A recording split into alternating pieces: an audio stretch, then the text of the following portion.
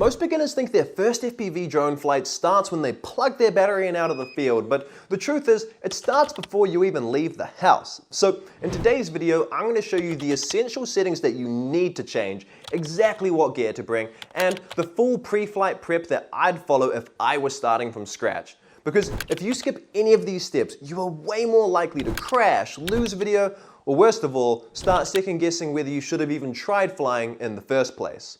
This is the video that I wish someone had handed me on day one, because once all these boxes are ticked, flying doesn't just feel possible, it kind of feels easy. Also, I've turned this entire video into a simple free checklist that you can use while running through the steps for yourself. It's linked down below so you're not stuck trying to just remember it all. So with that being said, let's crack straight on into it. All right, step one is literally the most important step. If you don't do this, you're not gonna be flying at all. And if you miss one of these little bits in this step, then you're definitely not gonna be having a good flight experience, to say the least. What we're talking here is batteries. Now, there are a variety of different batteries and a variety of different ways to charge batteries, and I'm not going in depth into that, but these are the batteries that you need to make sure you have charged. The first is your goggles batteries. Now, this may seem simplistic. In something like the DJI Goggles 3, it is. You actually just plug in via USB-C and voila, you've got your goggles charged up. It has a pretty easy indicator. However, the moment that you jump over to something like the HD Zero goggles or even the Walk Snail, I don't know what these things are, the Walk Snail something goggles, either of those and many other brands and styles of goggles will come with one of these. Now, this has got a barrel port which plugs into the goggles and an XT60 port which will obviously plug into a battery, because these goggles do not have their batteries already inside of them. You have to provide it with an external source of power. I use something like a 3S lithium ion battery. They don't need 6S power, so I'm not going to spend more money on a battery when I don't need to. It is important that this battery gets charged up completely because I need a full battery. This is a 3000 milliamp hour and it will go in one session. So my goggles batteries are charged. Next up, of course, is your drone batteries. Depending on the sort of drone that you're flying. If you're flying a tiny whoop, you'll be using little guys like this, and you'll be charging using a charger like this, hopefully. And if you're charging up, 6S batteries, they'll either look something like this or something like this, and you'll be charging them up on a charger like this. The other alternative that you might have is something like a Neo's batteries, which is pretty simple. You just plug and play, plug in USB-C, put these bad boys in there, and then you'll be charged up and ready to go. But of course, we're still not done yet, because if we were, we wouldn't be flying at all. Now, the reason being is because of these bad boys. So we've got our remote controllers here. There are a couple of different ways that these can be charged, and honestly, one of them may not work for you because it didn't used to work for me, but the primary way you can charge these remotes is by plugging into the bottom USB-C port. Radiomaster's got two separate ports. The bottom port charges, the top port is for data. But what if you plug into either of those ports and they don't work? Well, this used to be the case for me with my old Radiomaster TX16S. For whatever reason, it just didn't want to charge through the USB. So all you do in that case, pull out your battery, and in this particular case, I've got a 6500 milliamp hour LiPo battery here. I'd literally just do the exact same thing as charging up a 6S battery and plug it into this here and charge up to its normal voltage. With that being said, we then move on to another very important step. To do this stage, you're going to be needing something, ideally a prop tool or some form of way to be getting the prop nuts off of your drone. Now, if you happen to have a tiny whoop, you're not going to be needing to remove the props using a prop tool. You'll simply be able to do that using your fingers and you sort of wedge them off. Just be very careful with tiny whoops. They can bend, or you can bend the entire motor shaft quite easily. But for a drone like this, what we're going to be doing is fully removing, and I mean fully removing, the nuts off of the motors, and then, of course, after that, removing the entire propellers. Now, the reason for removing these propellers isn't for anything other than your safety, and I want to be serious here and say, don't attempt this stuff without taking the props off. I have seen enough blood be drawn by propellers firing up at the wrong time. So once you've got them off, these motors aren't going to go anywhere, or this drone's not going to go anywhere, and these propellers aren't going to spin up and cut your fingers off. So keep these to the side. You're going to be wanting them very soon. That brings us to part two. It's time to turn your remote controller on. Now, what we're going to be doing is ensuring that already your drone is connected to your remote. If you haven't set this up, you're going to need to do this. It's going to depend on the type of connection, the protocol that you're using. What we're testing is that when I plug this in, without the props now, what we're looking for is on our remote controller here for it to pop up with a couple of little symbols. And hopefully, there we go. That is what we're looking for. Now, what that's telling me is that my drone is indeed connected to my remote controller. If I didn't have that, it means that right now my drone and controller would not be talking. Now, I can test this out and kind of press a random button and see what it does. Nothing. Nothing. Okay, I found the arm switch. Don't forget to unplug your drone at this point.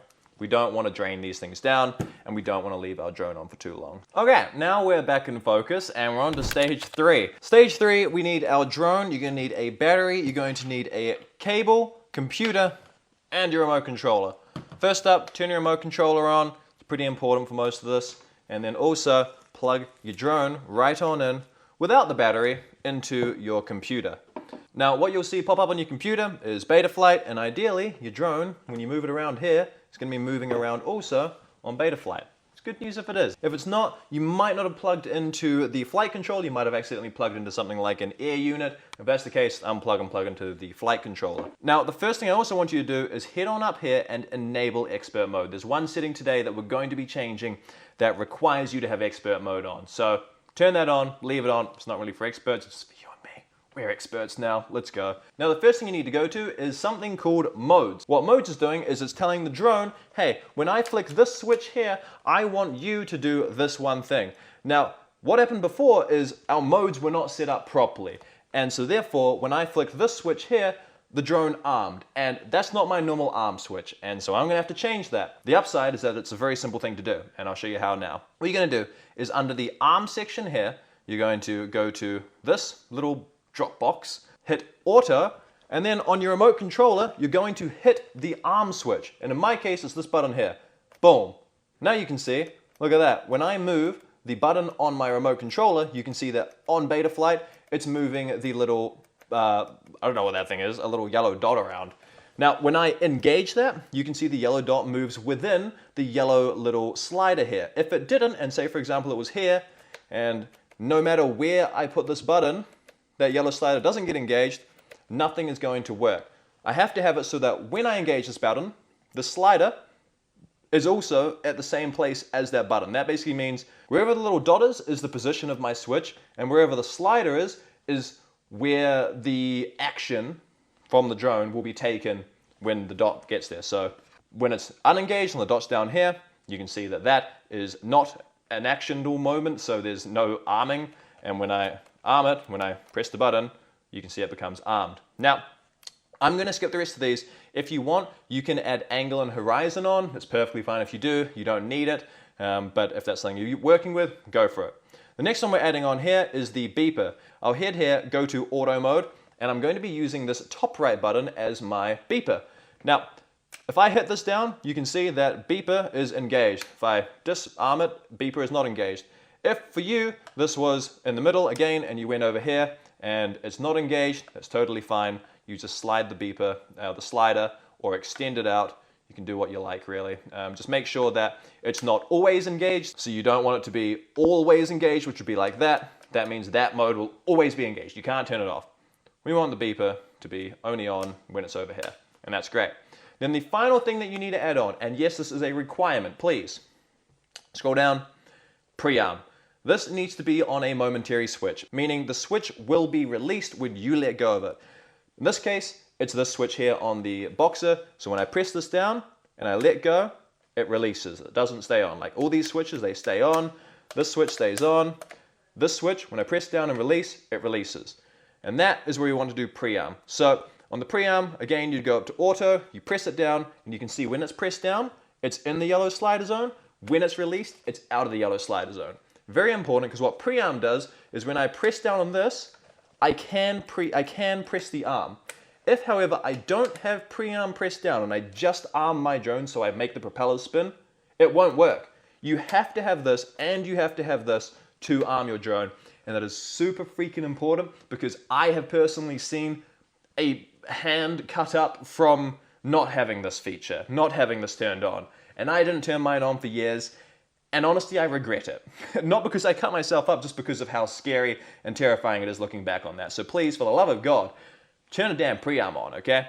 And then after all of this, hit save, because without save, it's not going to do anything.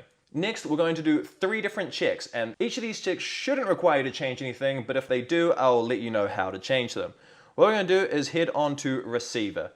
Now, what you'll see is if you've got your remote control in your hands and this little diagram, you'll see when you move your sticks, this little imaginary drone moves around. Great. Now you can see there's a little arrow in it, meaning the front of your drone, and what you should also see below it is these little points here, which is showing what each of your sticks or the inputs that your sticks are giving. All you want to make sure is that when you pitch forward, you are pitching forward. When you pitch back, you're pitching back. Rolling to the left, you're rolling to the left. Rolling to the right, rolling to the right. When I yaw to the left, I'm yawing to the left, yawing to the right, yawing to the right. Blah, blah, blah. Now, if you need to change any of those, you can do that on the channel map here, and you just basically reassign A, which is roll, to which number you need it to be. Then we'll be moving on to the one that's only with expert mode, so failsafe. This is the point where if you lose connection to your drone, it's going to do something.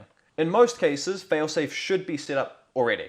If it's not, and your drone loses connection, it's just going to keep on flying at the exact same thing, the exact same way that it was flying before. So if you're full throttle, going up, and your drone loses connection to your remote controller, it's not going to just stop and hover. It's not a DJI drone. This drone will just keep on going at full throttle until it runs out of battery and falls out of the sky, and wow, your drone's well gone at that point.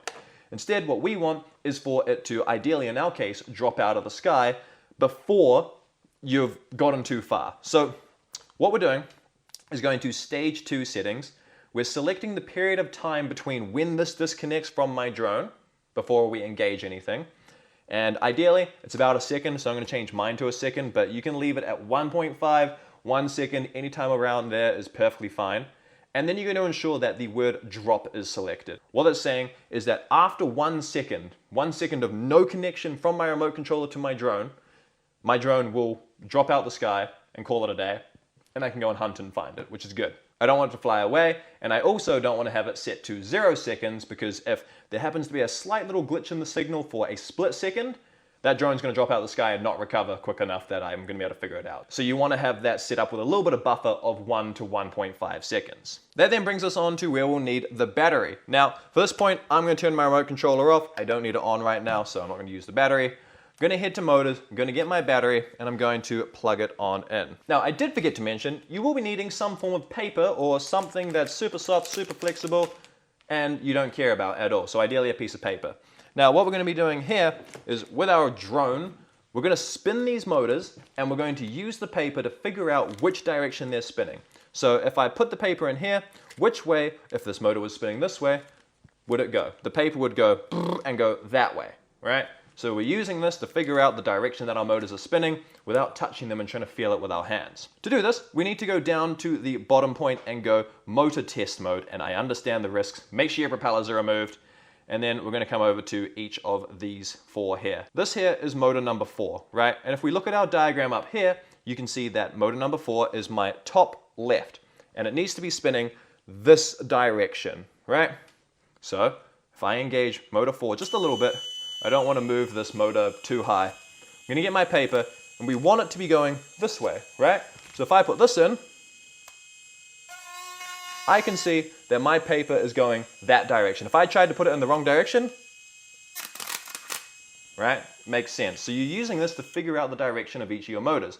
Do it for all 4 motors, make sure they're all spinning the correct way, and then, this is pretty essential, unplug your drone. You don't want to be leaving your drone plugged in for too long, because you can overheat things. You can drain your battery down too much, and we just don't want any of that at all. So do that, each of your 4 motors, and if you happen to find that one of them or all of them or some of them are going the incorrect direction, you need to change it, there is, within Betaflight, the motor direction wizard, which is this one here. That doesn't work on all drones, it works on some. Otherwise, go to ESC Configurator on Google Chrome and use that. There's plenty of tutorials out there, super, super simple to use once you know what you're doing. And you can change individual motor directions, and it's great.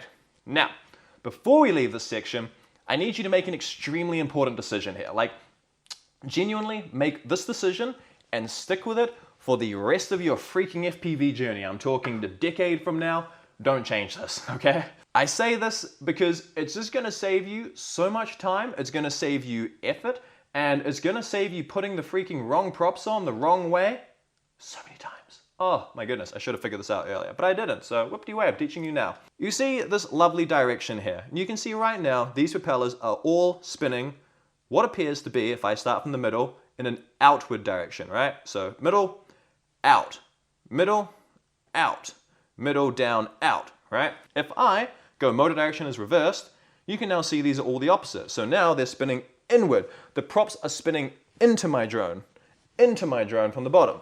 Now, it doesn't matter what you choose. It really doesn't. You can choose in or out.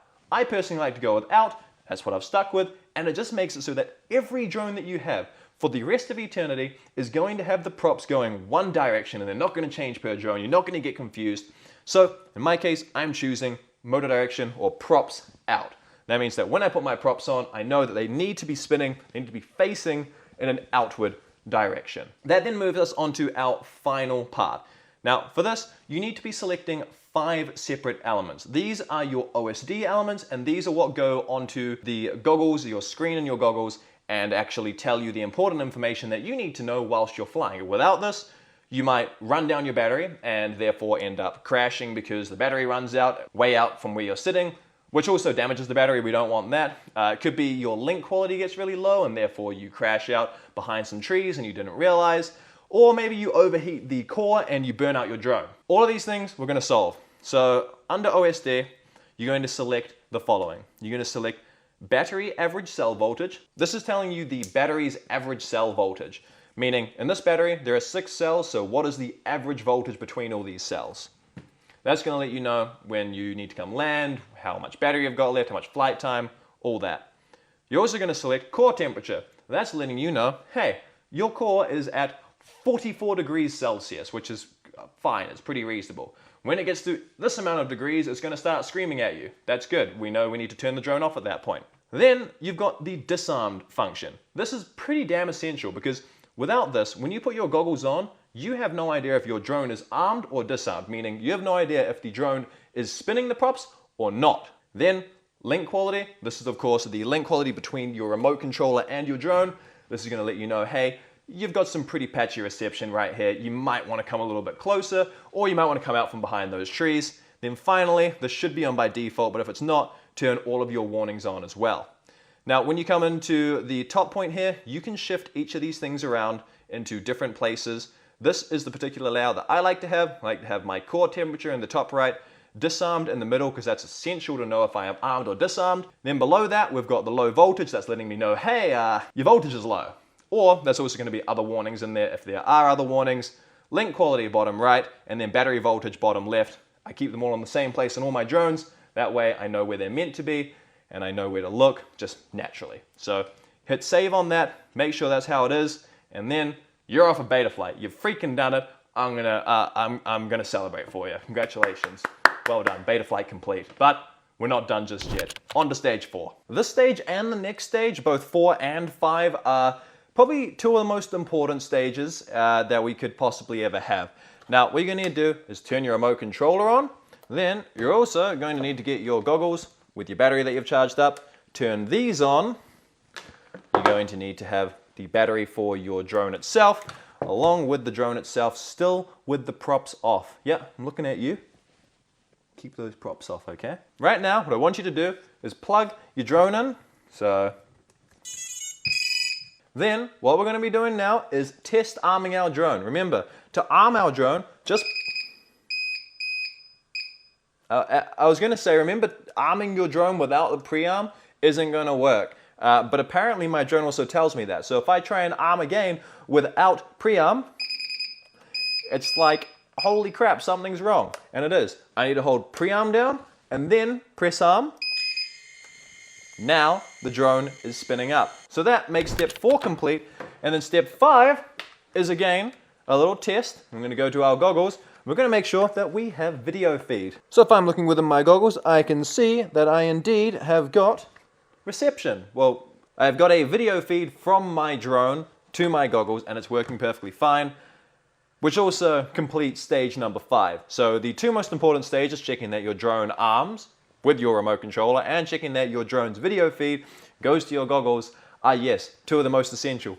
But we can't stop there, because if you just went out right this very second, there's some things that could happen that we don't want to happen. Now, just before you can move away from the drone itself, there's two things that we're going to do to it. One is going to make it fly, and the other is going to make you fly better.